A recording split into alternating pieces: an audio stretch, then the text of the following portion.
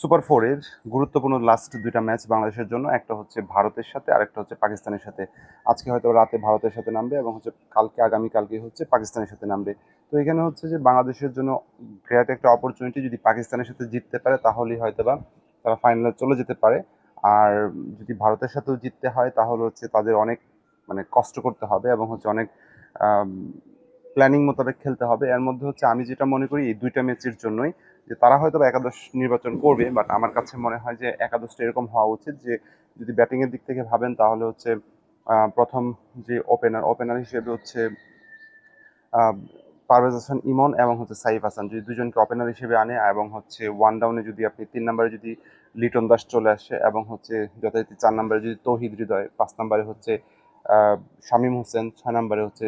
জাকির জাকের আলী, এবং আমি অবাক হব না যদি 7 নম্বরে হচ্ছে আপনার আম, সাইফুদ্দিনকে নিয়ে আসে এবং হচ্ছে সাইফুদ্দিনকে আনলে একটা জিনিস হয়, আমাদের বোলিং অলরাউন্ডারটা বেড়ে যায়। তাহলে ওই এখানে যদি 7 নম্বরে যদি সাইফুদ্দিন চলে আসে তাহলে আমাদের ব্যাটিং একটা বেড়ে যায় এবং হচ্ছে 8 নম্বরে যদি আপনি চিন্তা করেন তাহলে যদি আমরা তানজিম সাকিবকে দিতে পারি, তানজিম সাকিব হচ্ছে যে ও বোলিংও পারে এবং ব্যাটিংও ভালো পারে, তাহলে তাকে নিতে পারলে আমার একটা পেস বোলিং বাড়লো এবং হচ্ছে আমার একটা ব্যাটিং বাড়লো, তাহলে 8 নম্বরেও কিন্তু আমরা ব্যাটিং পাচ্ছি। তারপর হচ্ছে পরবর্তীতে যদি আপনি 9 নম্বরে চিন্তা করেন, তারপর বোলিং এর দিকে যদি চিন্তা করেন তাহলে হচ্ছে এখানে তাসকিন এবং হচ্ছে মুস্তাফিজুর হচ্ছে ওয়ান অফ দ্য, আমি মনে করি যে বেস্ট বোলার অ্যাগেনস্ট ইন্ডিয়া, কারণ তারা দুজন ইন্ডিয়ার বিপক্ষে খুব ভালো করে। তো তাদেরকে যদি নেওয়া যায় আর হচ্ছে মেহেদী শরীফুল, এর মধ্যে তাদের পছন্দ মতো টিম পছন্দ মতো যদি নেয় আর কি, তবে সেই ক্ষেত্রে হচ্ছে যদি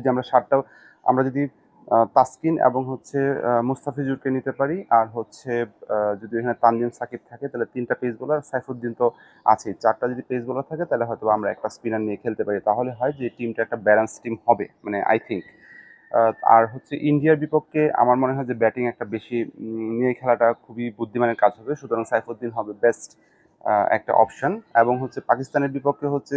আমার যেটা মনে হয় যে পাকিস্তানের বিপক্ষে অবশ্যই স্পিন অ্যাটাক এবং হচ্ছে পেস অ্যাটাক দুইটাকে সমন্বয় করতে হবে, সুতরাং ওইখানে হয়তোবা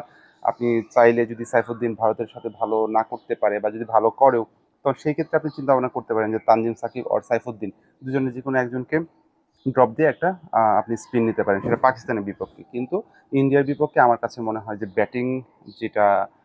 ব্যাটিং একটা বেশি নিতে গেলে অবশ্যই সাইফুদ্দিন হবে, সাইফুদ্দিন এবং হচ্ছে তানজিম সাকিব হবে হচ্ছে বেস্ট অপশন বাংলাদেশ টিমের জন্য। আর অবশ্যই পাকিস্তানের বিপক্ষে জিততে হবে, আর পাকিস্তানের বিপক্ষে জিতলেই কিন্তু ফাইনাল। কারণ আমার যেটা মনে হয় যে পাকিস্তান যেহেতু পাকিস্তান হচ্ছে ভারতের সাথে হেরে গেছে আর শ্রীলঙ্কার বিপক্ষে জিতেছে, তার মানে হচ্ছে বাংলাদেশের সাথে যদি হেরে যায় তাহলে আই থিঙ্ক হচ্ছে যে তারা অবশ্যই টুর্নামেন্ট থেকে ছিটকে পড়বে, তাও একটা সমীকরণের বিষয় থাকবে। এবং জিততে হলে তাদের সাথে ভালোভাবে জিততে হবে এবং ভারতের সাথে জিততেই হবে, তবে ভারতের সাথে যদি হেরেও যায় তাহলে যেন খুব কম ব্যবধানে হারে, সেই দিকটা হচ্ছে বাংলাদেশকে খেয়াল রাখতে হবে। আর আমাদের সবসময় আশা হচ্ছে ভারতের বিপক্ষে বাংলাদেশ জিতবে এবং হচ্ছে ভারত যতই শক্তিশালী হোক না কেন বাংলাদেশেও কিন্তু যে দিনটা তাদের ভালো যায় সেদিন কিন্তু কোনো টিমই পারে না, সুতরাং আজকের দিনটা বাংলাদেশের জন্য ভালো যাক সেই শুভকামনা। এবং হচ্ছে ভারত এবং পাকিস্তানকে হারিয়ে বাংলাদেশ এশিয়া কাপের ফাইনালে যাবে এবং হচ্ছে ফাইনাল নিয়ে দেশের মাটিতে ফিরবে, এই প্রত্যাশা আমার এবং আপনার সবার। ভালো খেলুক বাংলাদেশ টিম, অন্তরে যেহেতু বাংলাদেশ টিম আছে, হৃদয়ে সবসময় বাংলাদেশ টিম থাকে। বাংলাদেশ টিম হারলেও বাংলাদেশ সাপোর্ট করব, জিতলেও বাংলাদেশ টিমকে সাপোর্ট করব এবং করি, কিন্তু তবুও আমার কাছে মনে হয় যেহেতু একটা অপরচুনিটি তৈরি হচ্ছে, সুতরাং এই অপরচুনিটিটা বাংলাদেশ টিমকে অবশ্যই নেওয়া উচিত এবং কি করে সেটাই দেখার বিষয়।